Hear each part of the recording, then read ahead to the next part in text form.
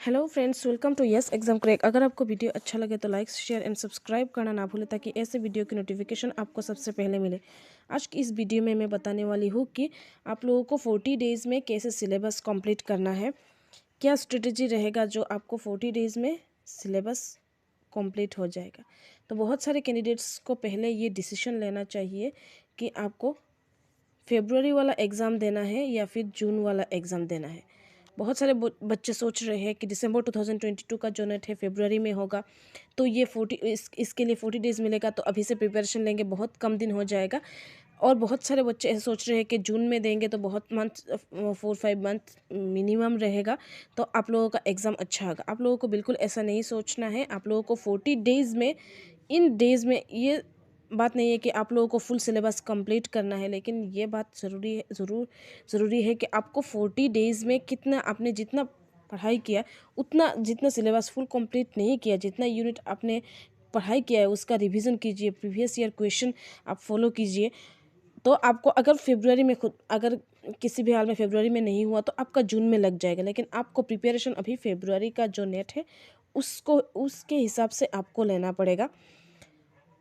मान लीजिए आपका टाइम है 40 डेज़, 40 डेज़ टाइम है फॉर फेब्रुअरी 2023 का जो नेट है दिसंबर 2022 का। तो इसके लिए आपको कैसे सिलेबस कंप्लीट करना है, देखिए आपका पेपर 1 है, पेपर 2 है, दोनों का है, दोनों का 10 यूनिट है, इसका भी 10 यूनिट है। तो आपके पास कितना टाइम रहेगा अभी? मान लीजिए आपका 40 डेज़ है, तो 40 डेज़ उसी हिसाब से आपको पेपर 1 का और पेपर 2 का कवर करना है। पेपर 1 का 10 यूनिट रहता है, पेपर 2 का, तो आपको इन 10 यूनिट में से, देखिए पेपर 2 का 100 क्वेश्चन आता है और पेपर 1 का 50 क्वेश्चन आता है, तो आपको ज़्यादा मार्क्स पेपर 2 से मिलने वाला है। लेकिन बहुत सारे कैंडिडेट्स को क्या होता है, पेपर 2 में मार्क्स मिल जाता है लेकिन पेपर 1 में इतना अच्छा मार्क्स नहीं मिलता है। इसका क्या वजह है? मान लीजिए आपको पेपर 2 क्या होता है, क्यूमुलेटिव नॉलेज जो होता है, क्यूमुलेटिव नॉलेज, ये क्यूमुलेटिव नॉलेज पेपर 2 का होता है कि अपना सब्जेक्ट है, अपना खुद का सब्जेक्ट है। जैसे कि अगर कोई भी कैंडिडेट्स जो भी बैकग्राउंड से मास्टर्स किया है उसी हिसाब से उनका क्यूमुलेटिव नॉलेज रहता है कि पहले से पढ़ाई की है। जब एग्ज़ाम में क्वेश्चन देखते हैं तो ऐसा लगता है कि पिछले क्लास में या फिर इससे पिछले क्लास में मिल गया है, लेकिन पेपर 1 क्या होता है, सबके लिए सेम होता है। और इसका ऐसा क्या होता है, इसका स्टडी करना पड़ता है, इसलिए आपको दोनों को इक्वली लेके जाना पड़ता है। अगर आपको एक सब्जेक्ट में ज़्यादा क्वेश्चन है तो आपको ज़्यादा पढ़ाई करना है, अब एक सब्जेक्ट में कम क्वेश्चन है तो आपको कम पढ़ाई करना है, ऐसा नहीं है। आपको दोनों को एक साथ में इक्वली लेके जाना है। तो मान लीजिए आपका 10 यूनिट से, यहाँ का 10 यूनिट से, अगर आप 40 डेज़ में 40 डेज़ को आपको डिवाइड करना है। एक पहला जो होगा वो होगा, आपको पहले डिसीजन लेना चाहिए कौन सी एग्ज़ाम देना है। इसके बाद आपको पहला जो सिलेबस, आपको क्या सिलेबस है, मान लीजिए आप 5 यूनिट पढ़ाई कर रहे हैं, इसके लिए आपको 20 डेज़ में सिलेबस को कवर करना है।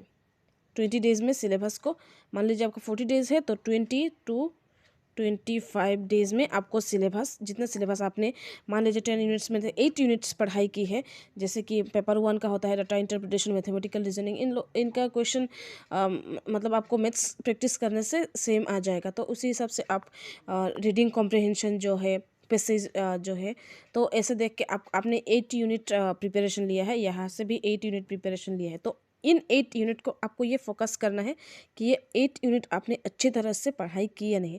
आपको ऐसे भी, जैसे मुझे सारा यूनिट कंप्लीट हो गया ऐसे बोल के आपको 10 यूनिट्स पढ़ाई करके फिर बाद में पता चला कि इसका अंदर सिलेबस के अंदर कुछ रह गया, ये रह गया, ऐसा नहीं है। पूरा आपने अगर 8 यूनिट या 7 यूनिट आपने कवर किया है तो आपको फुल सिलेबस, फुल यूनिट को देखना है।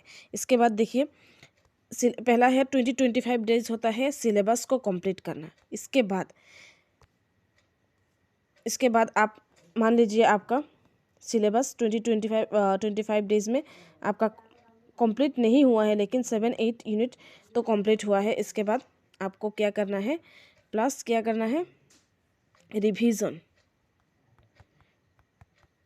करना है। रिवीजन के लिए आप और मिनिमम 7 डेज़ ले लीजिए। आपको रिवीजन करना है कि आपको क्या आपने जो जो पढ़ाई किया है उसका याद है या नहीं। इसके बाद देखिए आपको और एक चीज़ करना है, आपको PYQ प्रीवियस ईयर क्वेश्चन, बाकी जो एग्ज़ाम से पहले आप प्रीवियस ईयर क्वेश्चन का जो पैटर्न है कैसे एग्ज़ाम में आता है, क्योंकि सिर्फ सिलेबस या कंटेंट पढ़ने से कुछ नहीं होता, आपको हार्ड वर्क के साथ साथ स्मार्ट वर्क भी करना पड़ता है। तो आपको PYQ लगाना है। तो आप PYQ यानी कि प्रीवियस ईयर क्वेश्चन क्या क्या है, आप प्रीवियस ईयर क्वेश्चन एक के बाद अगर पेपर 1 का है, पेपर 2 का, दोनों का है, तो पेपर 1 पेपर 2 अगर दोनों का है तो पेपर 1 का आप एक क्वेश्चन सॉल्व करें। इससे बाद आपको 1 घंटा, मान लीजिए आप 1-1.5 घंटा एक ही पेपर एक का, मान लीजिए यहाँ पे पेपर 1 है, यहाँ पे पेपर 2 है, 1 ईयर क्वेश्चन का आपको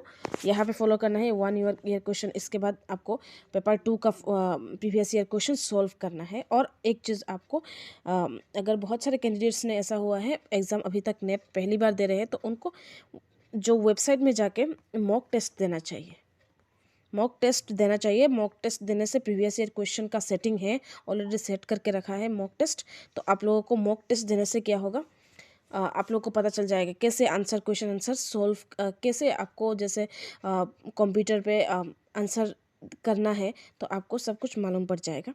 तो उसी हिसाब से आपको मॉक टेस्ट देना ज़रूरी है। मॉक टेस्ट में प्रीवियस ईयर क्वेश्चन सेट करके रखा गया है, आपको मॉक टेस्ट देना है। और इसके बाद क्या करना है, आपको मॉक टेस्ट और रिवीजन, ये बहुत ज़रूरी है। आपको ऐसा नहीं है कि आपने सिलेबस कंप्लीट किया तो आपका ख़त्म हो गया, सिलेबस तो कंप्लीट करना पड़ेगा। इसके साथ साथ आपको रिवीजन भी करना पड़ेगा और मॉक टेस्ट यानी कि मॉक टेस्ट एक बार 2 बार देने से हो जाएगा, आपका कैसे आंसर करना है मालूम पड़ जाएगा। लेकिन प्रीवियस ईयर क्वेश्चन PYQ ये बहुत ज़रूरी है, क्योंकि पैटर्न पता चलता है कि प्रीवियस ईयर क्वेश्चन सिलेबस में जो नहीं है क्या, उसके बाहर क्या क्या आता है, क्या क्या करंट अफेयर आता है सिलेबस के बाहर, आपको मालूम पड़ जाएगा। Thank you.